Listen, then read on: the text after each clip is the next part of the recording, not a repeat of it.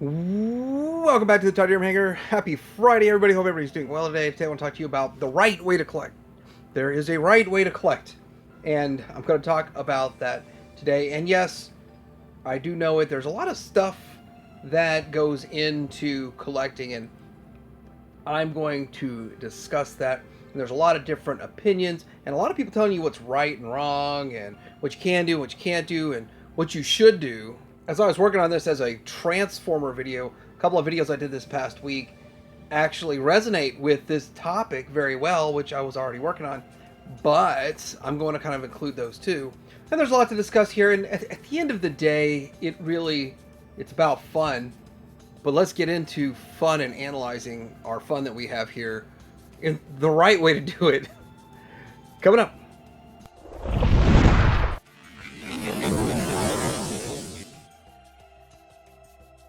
By the way, you can recommend this video to Leonardo DiCaprio and all the other collectors, famous collectors out there.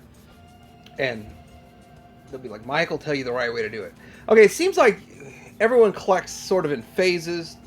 And I will be up front, you can jump into a different phase depending on, like, if you start out by buying someone else's collection, or it's kind of what I did with Legends, but we'll get into all of that. So I'm going to start with phase one, go through these phases real quick, and start discussing these rights. Not really going to even get into the wrongs, because there's rights right. Phase one of collecting, and this has nothing to do with this person's, Richard's picture here. This just I wanted one shelf and call it phase one to visualize a conceptualization of a theory and thought process.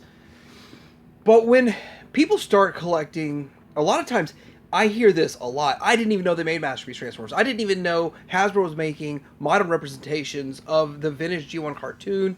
I thought it was all just sort of newer characters or completely reimagined designs.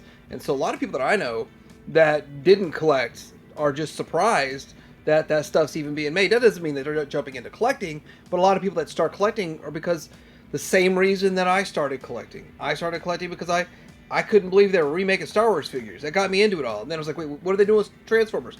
Technically nothing for a decade, but then they started doing some Transformers. But the point is, this phase one, very exciting. You know, you're reliving some of your childhood memories and maybe even making them better now. Engage the cortex of your brain to access those memories. It's kind of, well, I don't want to say funny. I do want to say sad, but everyone that I've dealt with that has dementia or something along those lines can still remember childhood memories like it was yesterday. It's the short-term memory that they struggle with, the people that I know that have had those issues. And it's fascinating how the mind holds on to those childhood memories for so long. Also, at this phase, we get excited, and I remember it too, for anything that we get our hands on. Not extremely too picky about what we pick up, and generally having a relatively low budget because, you know, we're not fully invested in this yet. It's just kind of a fun side thing we're doing in phase one. Kind of phase two is where we start getting more stuff and start to realize that we're putting together a decent collection. We're actually starting to spend a little bit more money and starting to want to display it a little bit differently, better, little upgrade our displays in a way. And with all of that, you start to see that there's sort of a light at the end of the tunnel for collecting, as in getting all the characters that you want. Also, the thing that I noticed with kind of this phase, and when I was there and I started, you know, working on building displays, maybe not so much building long-term displays, but something that gets changed and moved a whole lot. It's like, it looks good today, and then a week later, let's completely redo the whole thing. But I'm going to say this is the phase where the money starts becoming either a deal breaker, or you kind of accept the amount of money you have to spend on it. So the budget does make a bigger impact in this phase. And let me kind of go into that. This is the phase where most collectors realize that what's left on their want list, their wish list, what they would like to add to their collection, is not available at retail for retail price. Maybe it's available on the secondary market, eBays and the Mercaris and stuff for double, triple the price. And so this is where it really kind of makes you think you got to make some decisions. What's your decision going to be? Are you going to flex and spend triple the amount of money, double the amount, triple the amount? Are you going to go that route? Or are you just going to wait for another one to come out, wait for a reissue and all that kind of stuff? But we got to revisit that here in just a minute. Phase 3 is when you start getting into some more permanent types of displays. I'm going to build it, and this is my display. It's a permanent, more of a permanent display. Probably will change a bit as figures come in and come and go and swap outs. Phase 3, I also start seeing people deciding to sell off old to buy new. That's phase 2. People still don't probably have enough to just barely do their displays. Now you've got doubles and duplicates because you've been around long enough to have acquired those at a retail price. And then one thing is selling off your stuff, and I'm not going to get too deep into it, but a lot of times you're going to sell it for less than you paid, or it might be just enough to cover half of your new figure. But I've noticed a lot of people are really good and efficient at getting rid of their old figures as soon as they get a new one, if they want to do the swap out game, if they're playing the swap out game. And other collectors might just keep, 10 of the same figure. Again, I used this picture because it has 3 shelves, and I figure it represents a phase 3 really nicely. Plus, there's some backgrounds and stuff in there. But in this phase, though, a lot of times they start building out more detailed displays and all that kind of fun stuff, and probably don't have a huge wish list or want list, and just kind of keep it up with what's coming out and adding to, like, hey, these 4 things that I still need, these 12 characters I still need, or so on, and I have 4 of the 12 pre-ordered, and then the other 8 I hope someone remakes them, and maybe I'm going to pick 1 or 2 of them up on the secondary market. Now, I will talk about the phase 4. Now, this can look different for everybody, but generally it's sort of a self-actualization. Kind of, I've got everything I want and need, and I'm only picking up stuff, new stuff that's made, if it strikes my fancy. If I like it, I get it. I'll probably sell my old one, or I might keep both, but I've got everything I really need, and I've got it displayed the way I want it. I've got my display set up the way I want my display to look, and I'm very happy with it. If I do decide, hey, I'm gonna get some of these pre-orders and some of the stuff that's coming in, a lot of times there's plans for future space, and which is fantastic. When people can plan for future releases, plan future space, it's fantastic. It makes life so much easier than waiting for stuff to show up. But this is kind of I would say, phase 4, self-actualization in collecting actualization. And it is a good place to be, but then you have to start questioning, and it's a whole other video, but I'm not going to do it in this video. But what phase is the most fun? I still kind of think it's phase 1, but that requires a whole lot more discussing. Also in phase 4, we start seeing more and more time spent with working on displays, building up displays, and having a lot of fun like that. Like, there's not a lot needed in your collection, so that's kind of what do you do now? I've got it. I'm at the finish line for the most part. What do I do now that I'm at the finish line of phase 4?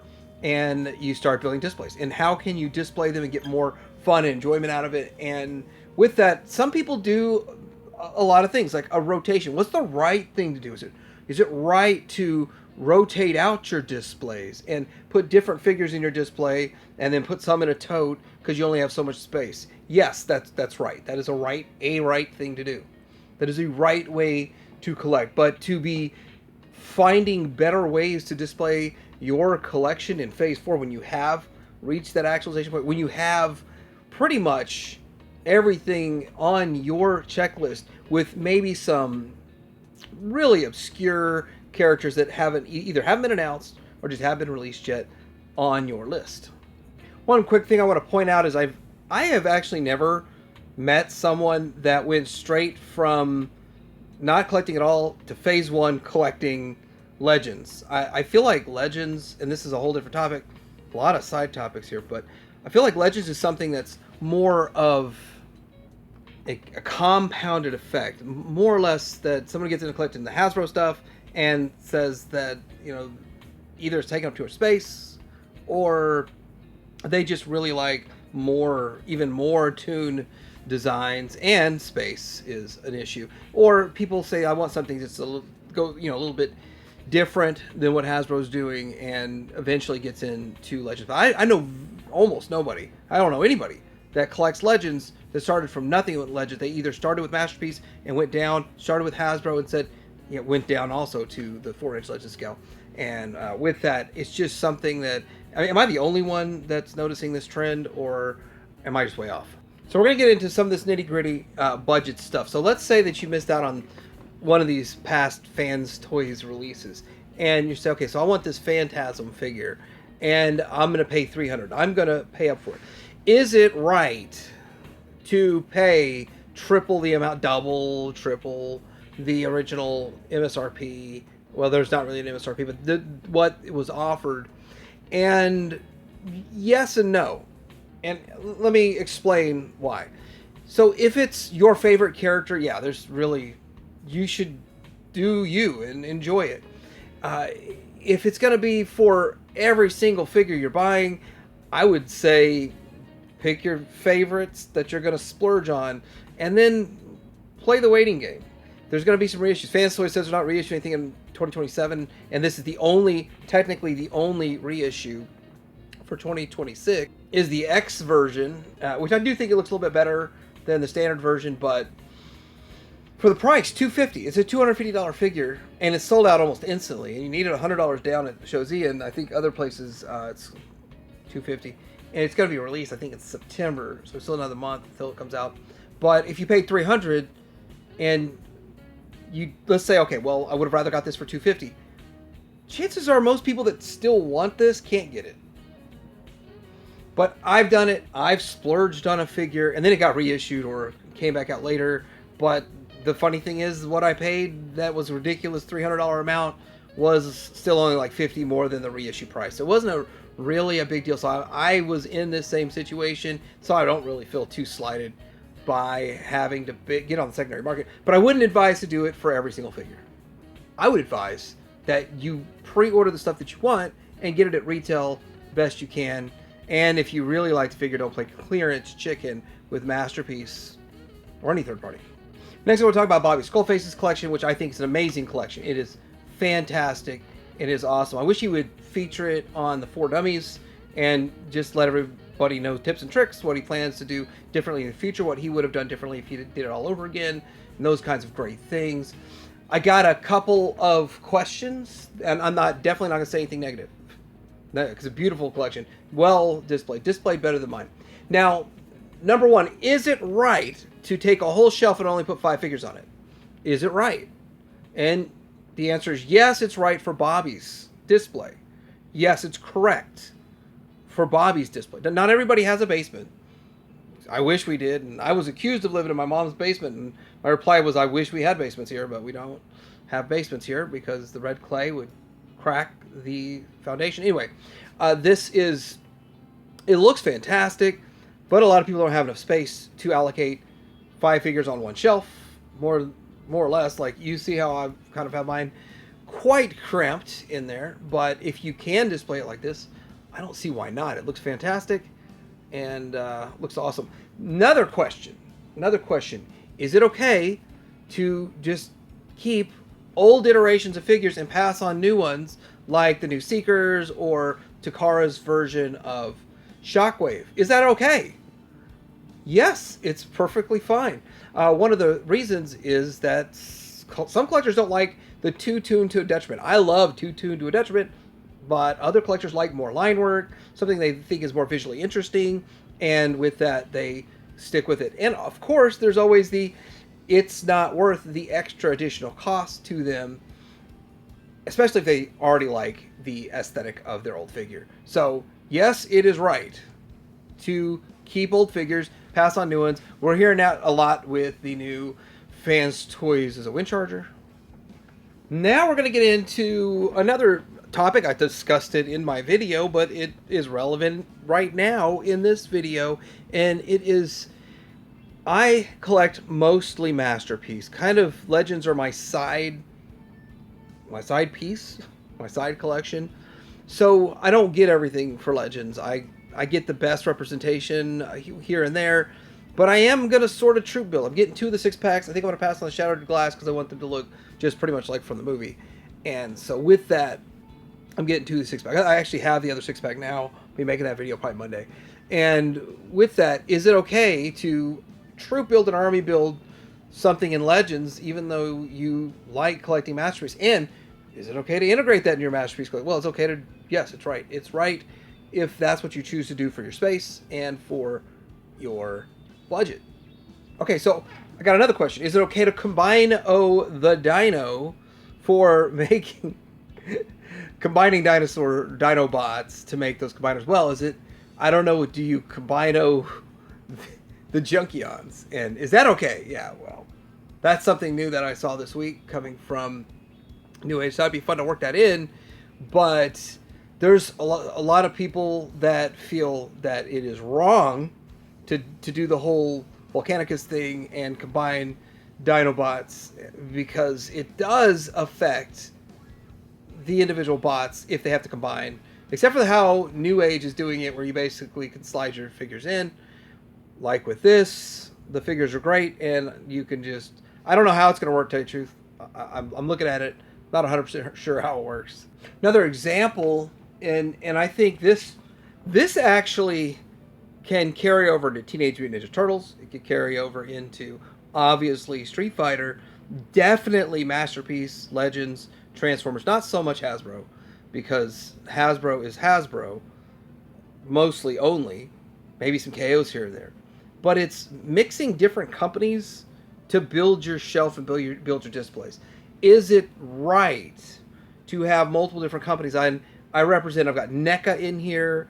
I've got Playmates when they did the Turtle crossovers to Street Fighter and gave us just a flat out Street Fighter character. And of course I got Jada. And when I'm testing out these heads, I put one of them on a Playmates, and it worked fine. It worked fine on the Playmates, but when I took it off, it broke the peg. So it is what it is. Was it right to do that?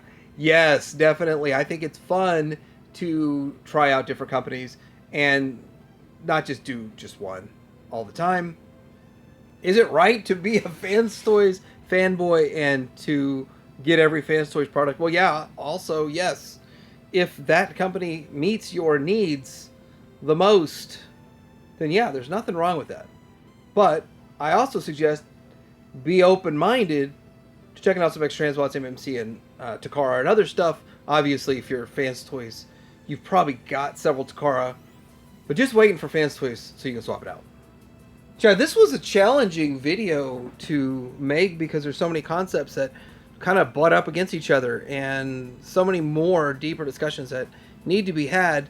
But at the end of the day, collecting the right way is collecting the way you want to collect. And there's really no wrong way.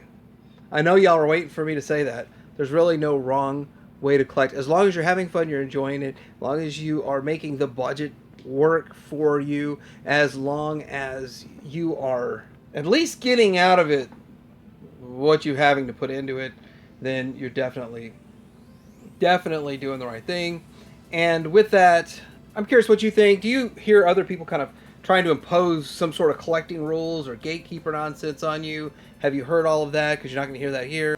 Are you excited about the direction collecting's going, the figures that are coming out, the releases that are scheduled, or does a lot of it not interest you? A lot of my viewers are probably going to say they're in phase 4. They feel like they got everything they need and they're only getting a few figures here and there if they think they're better than the ones they've got and they feel like doing the swap out. Let me know in the comments below. Like and subscribe. Have a great weekend. Of course, I'll be back for lots of other things, especially the news.